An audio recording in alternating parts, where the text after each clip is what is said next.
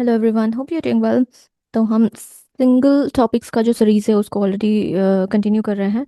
उसमें हमने पहले एजुकेशनल फ़िलॉसफी शुरू किया था और सांख्य फ़िलॉसफी। उसके बाद हमने देखा है योगा फ़िलॉसफी के बारे में।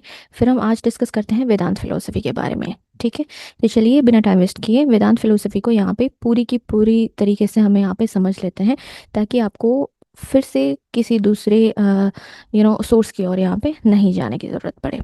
ठीक है,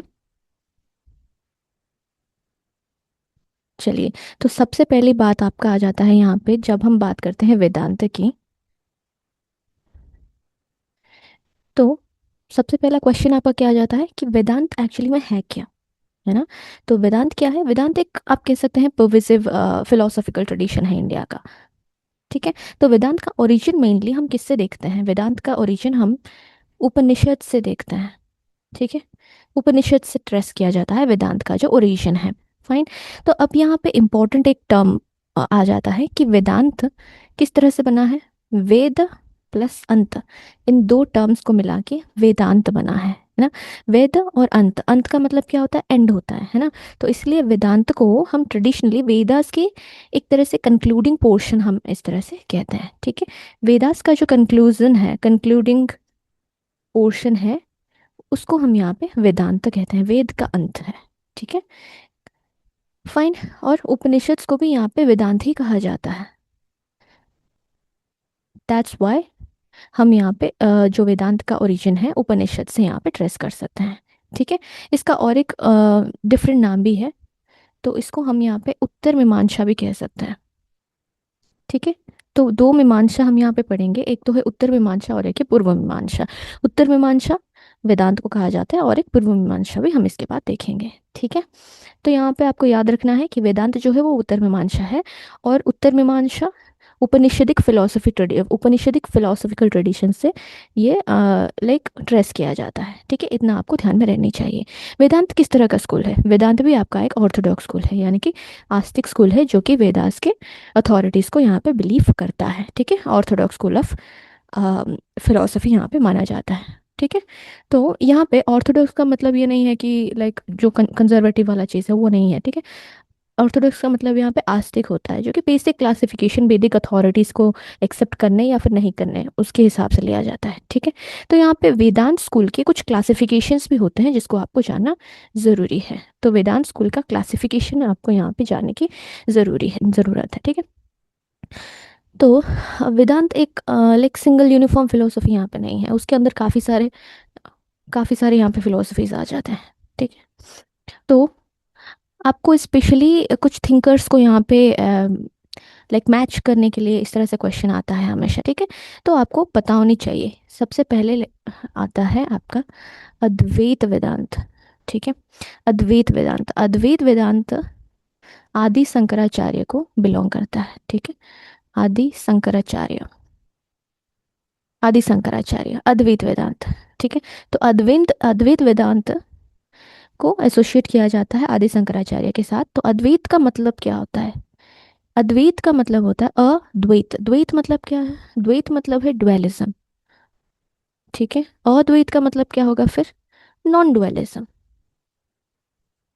ठीक है,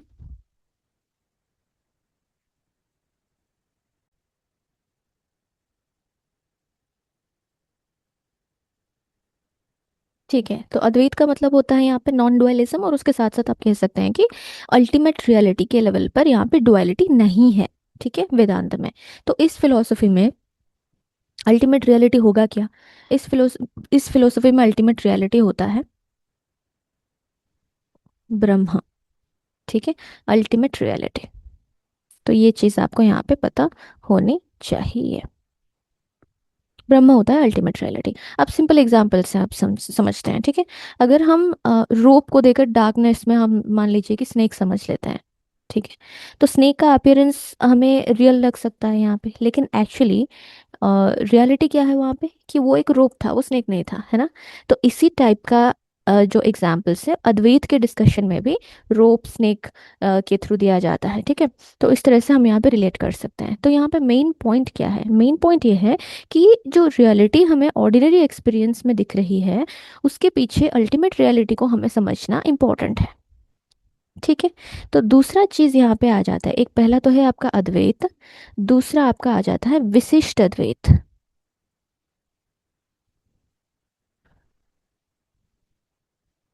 विशिष्ट अद्वैत, ठीक है। विशिष्ट अद्वैत किसके साथ एसोसिएट किया जाता है, रामानुज के साथ यहाँ पे एसोसिएट किया जाता है, ठीक है। तो यहाँ इंडिविजुअल सेल्फ और ब्रह्म के रिलेशनशिप को समझा जाता है, ठीक है। इसलिए इसको विशिष्ट यानी कि स्पेशल होता है ना। यहाँ पे डुअलिज्म है, पर स्पेशल डुअलिज्म है। किस तरह से स्पेशल है, क्योंकि हम यहाँ पे इंडिविजुअल सेल्फ को ब्रह्मा ब्रह्मा के साथ यहाँ पे रिलेट करके समझने की कोशिश कर रहे होते हैं, ठीक है। तो यहाँ पे जीवात्मा ब्रह्मा का यहाँ पे पार्ट होता है, और यहाँ पे जीवात्मा और जो ब्रह्म होता है इनको हम सिमिलर मान सकते हैं, लेकिन ये आइडेंटिकल नहीं है, ठीक है।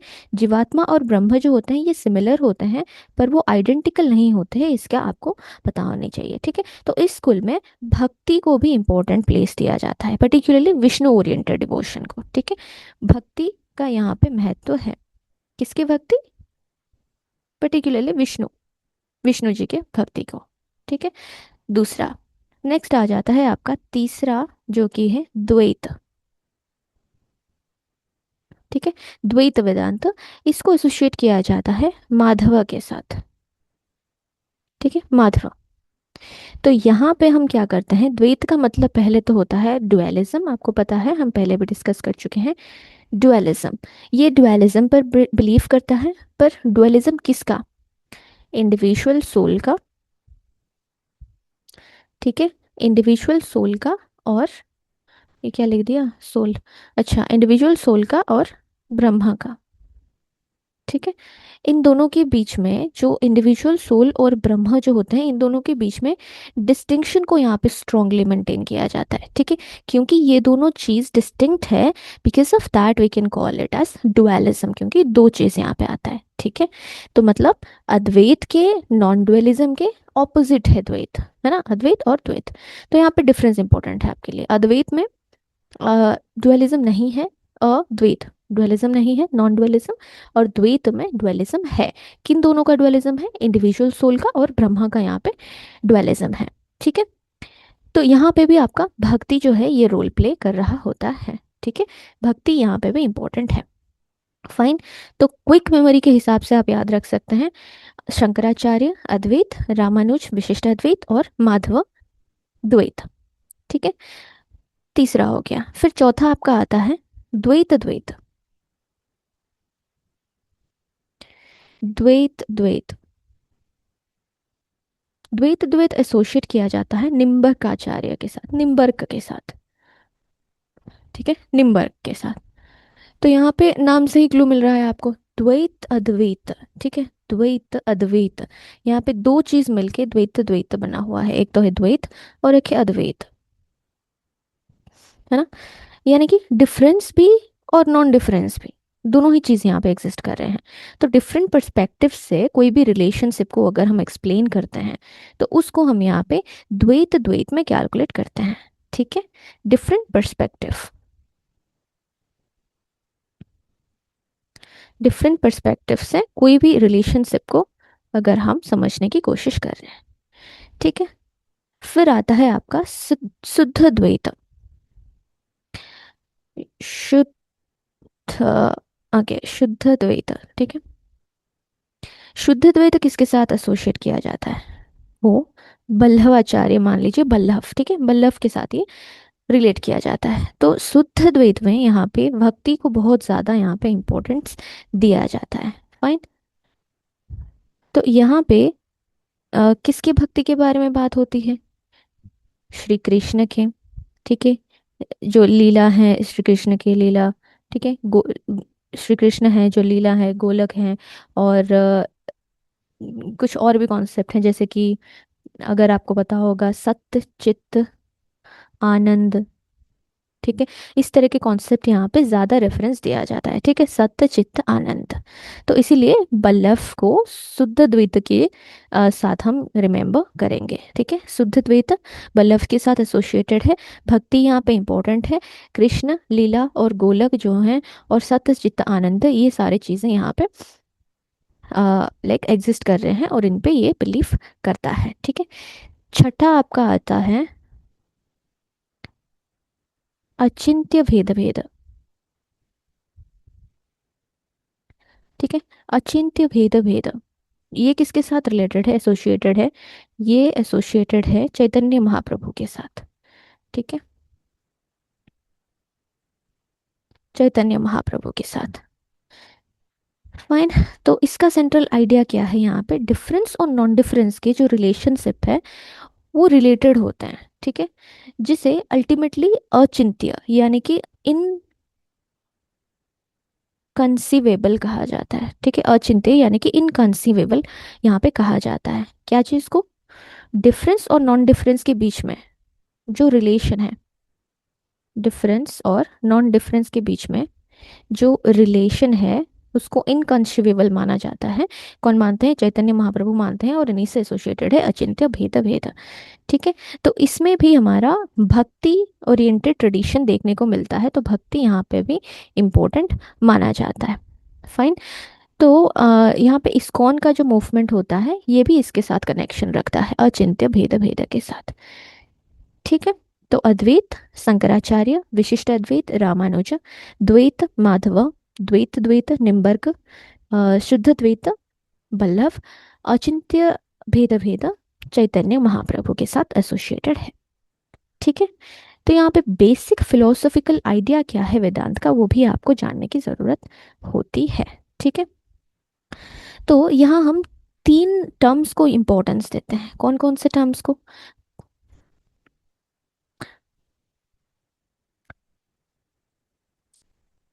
पहले तो आता है ब्रह्म। ठीक है, पहले आता है ब्रह्म, फिर जीवात्मा, फिर हमारा जो दुनिया आता है, लाइक वर्ल्ड आता है। ठीक है, क्या बोलते हैं उसको फिलोसॉफिकल वर्ड में? अच्छा ठीक है, ब्रह्म, जीवात्मा और वर्ल्ड। ठीक है, तो वेदांत के कॉन्टेक्स्ट में ब्रह्म क्या है? अल्टीमेट रियलिटी है। ठीक है, ब्रह्म है अल्टीमेट रियलिटी। तो यहाँ पे इंडिविजुअल सेल्फ को और जीव यानी कि जीवात्मा, ठीक है, इंडिविजुअल सेल्फ को यहाँ पे जीवात्मा कहा जाता है। So do not get confuse, जीवात्मा मतलब इंडिविजुअल सेल्फ होता है। ठीक है, तो स्पेशली अगर आप अद्वैत वेदांत के बारे में बात करोगे, अद्वैत वेदांत में अल्टीमेट लेवल पर आपका इंडिविजुअल सेल्फ और ब्रह्म की एसेंशियल जो यूनिटी है उसके बारे में रियलाइज करना करा जाता है ना। तो अब यहाँ पे और एक कॉन्सेप्ट भी आपको जानने की ज़रूरत है जो है माया। अब व्हाट इज दिस माया? ठीक है, तो माया कभी कभी लाइक मिरेज जैसा चीज़ होता है हमारे साथ। मतलब जो रोप और स्नेक वाला लाइक एग्जाम्पल मैंने दिया, रोप स्नेक की अपीयरेंस के थ्रू हम यहाँ पे समझ सकते हैं मैरिज को, तो एक तरह से माया हम समझ सकते हैं इसको। अगर एक क्लासरूम के साथ रिलेट करने की कोशिश करें तभी आप यहाँ पे कर सकते हैं। ठीक है, अब फॉर एग्जांपल मान लीजिए आपको दूर से रोड पर पानी जैसा कुछ दिख रहा है। ठीक है, हेलुसिनेट जैसा आप कर रहे होते हैं। ठीक है, तो पानी जैसा कुछ दिख रहा है और आपको लगता है कि वहाँ पे वाटर है, लेकिन जब आप उसके पास जाते हैं तब आपको वहाँ पे एक्चुअल वाटर नहीं दिखता है। तो अपीयरेंस और जो अल्टीमेट रियलिटी है उसके अंदर जो डिफरेंस है उसको समझने की कोशिश यहाँ पे हो रही होती है। ठीक है, तो वेदांत का यहाँ पे बेसिक आइडिया क्या है, जो अपीयरेंस है किसी चीज़ का और जो अल्टीमेट जो हमारा रियलिटी है, इन दोनों के बीच में डिफरेंस क्या है उसको समझने की कोशिश वेदांत कर रहा होता है। ठीक है, वेदांत का अल्टीमेट गोल क्या है फिर?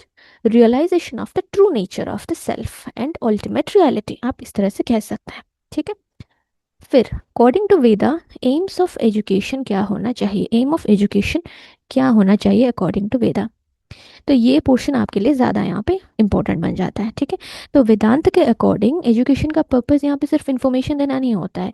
एजुकेशन को हम यहाँ पे लाइक डीपर पर्पस के लिए इस्तेमाल करते हैं, जैसे कि हमें नॉलेज गेन करनी है, ठीक है, इल्यूमिनेशन हमें करनी है, लाइटेंड करना है हमें, ठीक है, डेवलपमेंट हमें अपनी सेल्फ को करनी है, अल्टीमेटली हमें यहाँ पे सेल्फ रियलाइजेशन की ओर जाना है, ठीक है, सेल्फ रियलाइजेशन की ओर जाना है। तो ये हमारा एम ऑफ एजुकेशन होनी चाहिए अकॉर्डिंग टू वेदांत फिलोसफी।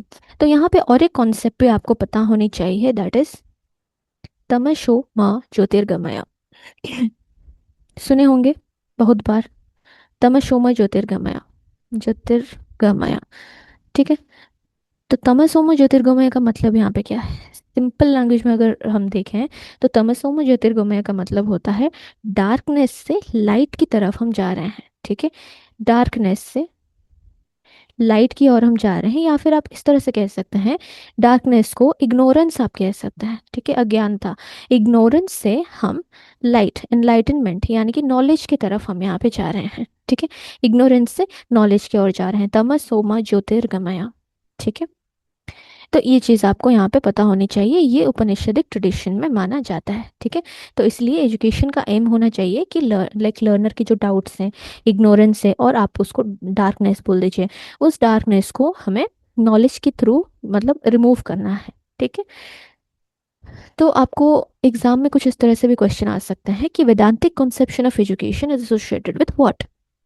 तो यहाँ पे to knowledge as elimination, removal of ignorance और सेल्फ रियलाइजेशन, इतना चीज़ आपको यहाँ पे ध्यान में रहनी चाहिए, ठीक है।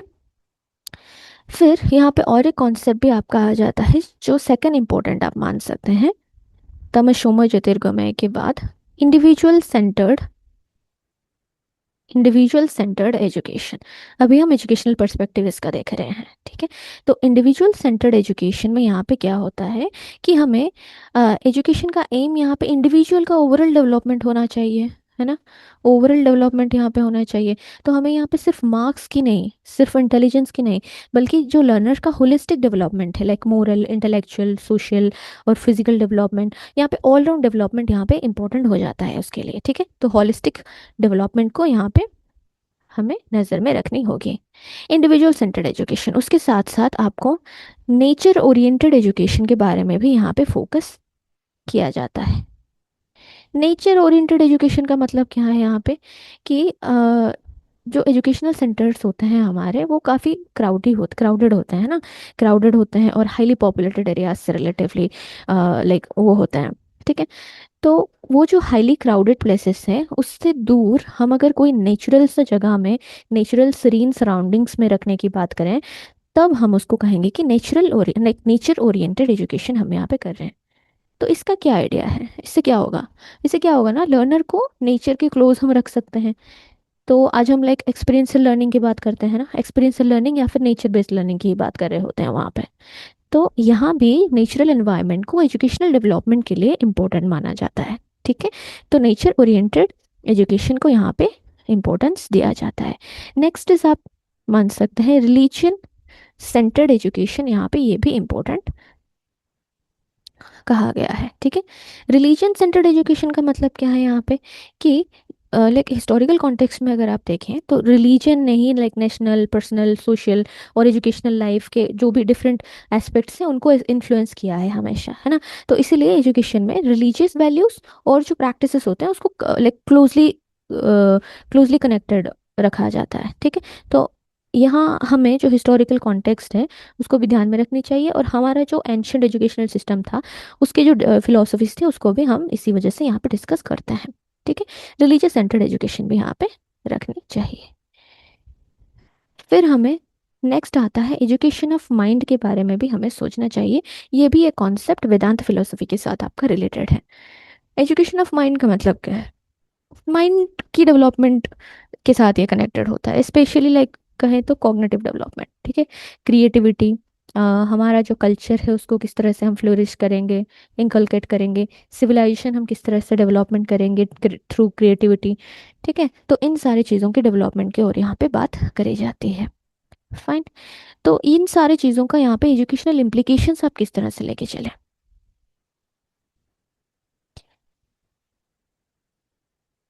एजुकेशनल इम्प्लीकेशंस यहाँ पे आपके लिए इंपॉर्टेंट होता है ना।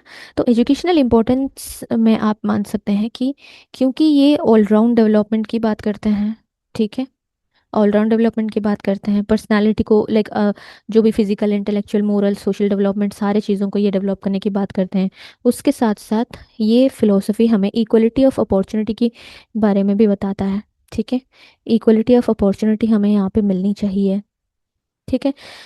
तीसरा चीज़ आप यहाँ पे एजुकेशन फॉर सेल्फ सफिशिएंसी ले सकते हैं, ठीक है, सेल्फ सफिशिएंसी।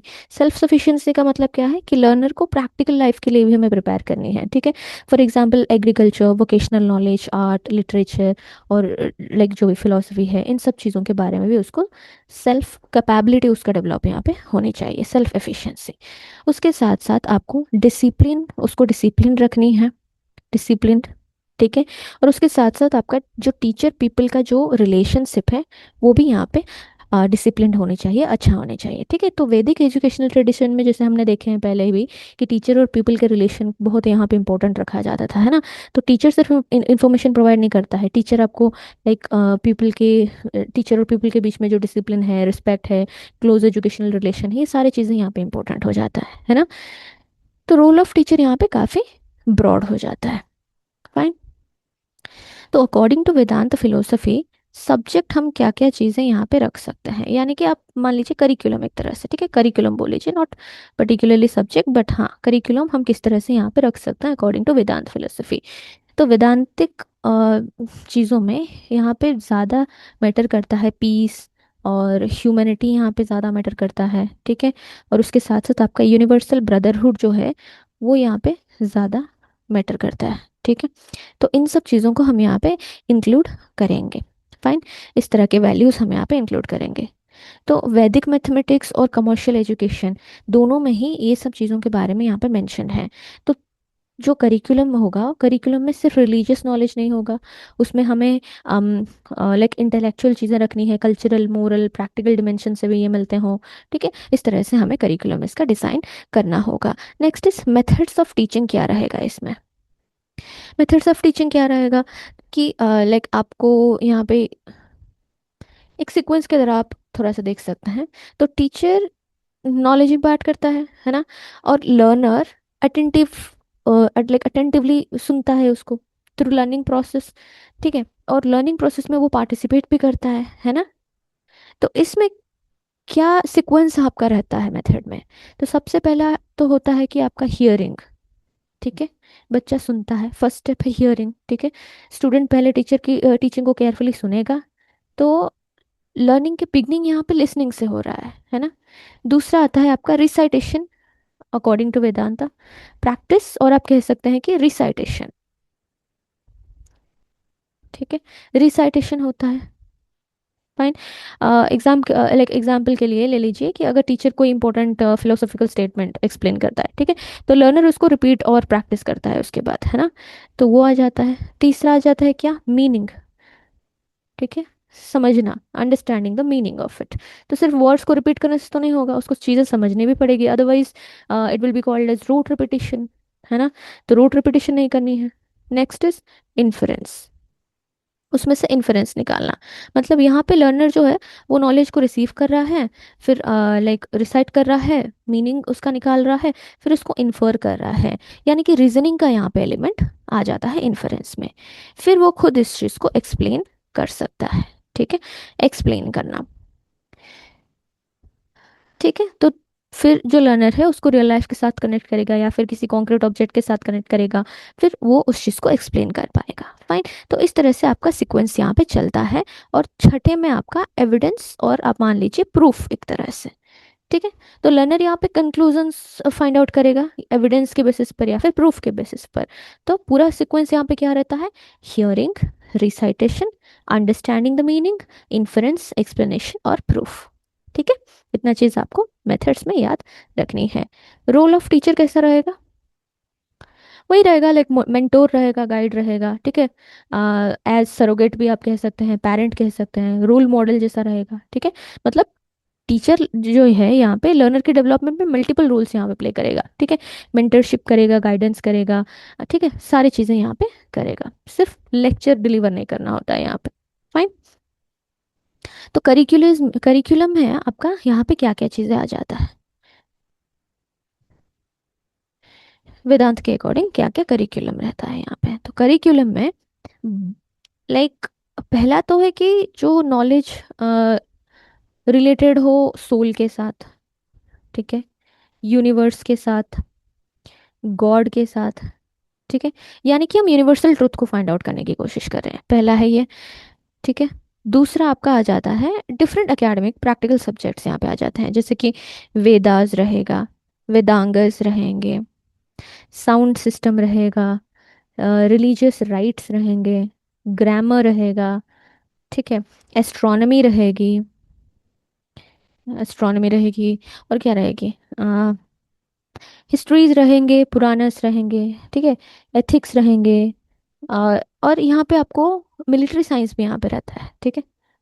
मिलिट्री साइंस भी यहाँ पे रहता है, युद्ध कला के जैसा। फाइन। तो ये सारी चीज़ें यहाँ पे रहेगा। अब आता है डिसिप्लिन का कितना यहाँ पे इम्पोर्टेंस है। तो डिसिप्लिन यहाँ पे बहुत ज़्यादा इंपॉर्टेंट है, ठीक है। फाइन, डिसिप्लिन यहाँ पे इंपॉर्टेंट है। रूल्स ऑफ कंडक्ट भी यहाँ पे इंपॉर्टेंट है, कि किस तरह से आपको रहना है यहाँ पे, ठीक है। रेगुलेटेड एनवायरनमेंट में रहनी है, किस तरह से रहना है, रूल्स यहाँ पे रहना है, ठीक है। टीचर्स के टुवर्ड्स आपका रिस्पेक्ट होना चाहिए, ठीक है। यहाँ पे रिजिड रूल्स की भी बात करी जाती है, रिजिड रूल्स भी यहाँ पे रहता है। तो पीपल्स के कंडक्ट के लिए यहाँ पे रिजिड रूल्स मेंटेन करना होता है, ठीक है। तो लर्नर के बिहेवियर को यहाँ पे क्लियरली लाइक रूल्स के थ्रू यहाँ पे डिफाइन किया जाता है। फाइन। इसके साथ साथ कोड ऑफ ड्रेस यहाँ पे रहता था, कोड ऑफ ड्रेस यहाँ पे रहेगा, सेलिबेसी मेंटेन करी जाएगी यहाँ पे, ठीक है। तो यहाँ पे सेल्फ कंट्रोल की भी बात यहाँ पे आ जाती है। तो सेल्फ कंट्रोल और सेलिबेसी यहाँ पे ज़्यादा इंपॉर्टेंट माना जाता है, ठीक है। उसके साथ साथ यहाँ पे इम्पोर्टेंस दिया जाता है सेल्फ एजुकेशन को भी, सेल्फ रियलाइजेशन को भी, ठीक है। तो लर्नर एक प्रोग्रेसिव वे में यहाँ पे इम्प्रूव कर रहा होता है ना।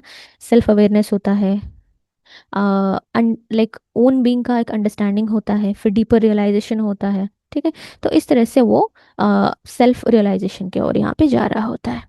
फाइन। तो ये चीज़ें आपका वेदांत में कंप्लीटली आ जाता है।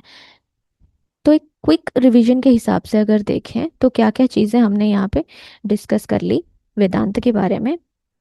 तो लाइक वेदांत को हम उत्तर मीमांसा कह सकते हैं, ठीक है। और वेदांत उपनिषद के साथ भी रिलेटेड है।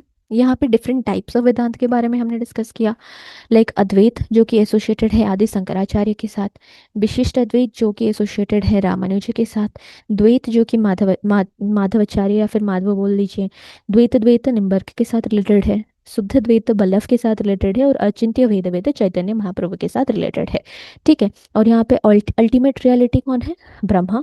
इंडिविजुअल सेल्फ जीवात्मा को कहा जाता है। इम्पोर्टेंट अद्वैत कॉन्सेप्ट क्या था, यहाँ पे माया के बारे में बात होता है। एम ऑफ एजुकेशन यहाँ पे क्या होनी चाहिए, नॉलेज की तरफ हम जा रहे हैं, इल्यूमिनेशन की तरफ, ऑलराउंड डेवलपमेंट, सेल्फ रियलाइजेशन की तरफ हम जा रहे हैं। टीचर का रोल यहाँ पे क्या है, गाइड, मेंटोर, रोल मॉडल, ठीक है, फ्रेंडली नेचर होना, ठीक है। और टीचिंग का सीक्वेंस यहाँ पे क्या होगा, हियरिंग, रिसाइटेशन, मीनिंग, इन्फरेंस, फिर एक्सप्लेनेशन और एविडेंस यहाँ पे होता है।